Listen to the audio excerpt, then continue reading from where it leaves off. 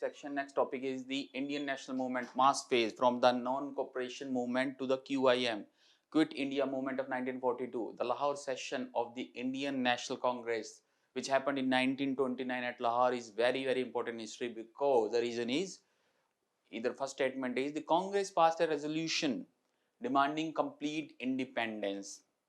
Yes, very, very common. In any chronology, you will find that. That is why 26 January 1929, that is why 26 January 1950 was chosen. 26 January as a date was chosen for the constitution. Constitution came into force on that day, and that is why India's Republic Day is celebrated on 26th of January.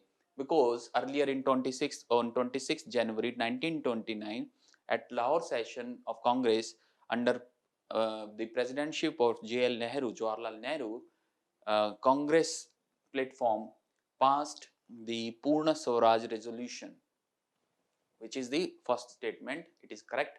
The rift between the extremists and moderates was resolved in that session, which is not correct, because the rift was resolved in 1916 Lucknow session. After that, there was no question of extremist versus moderates in Congress.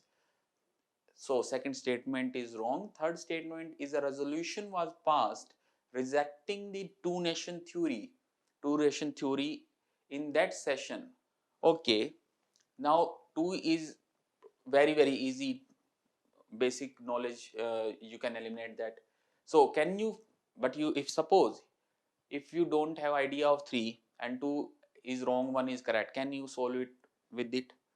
1 is correct, 2 is wrong. 1 is correct, 2 is wrong. We have to find out the correct statement.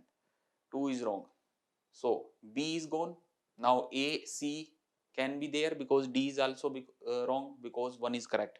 None cannot be the answer.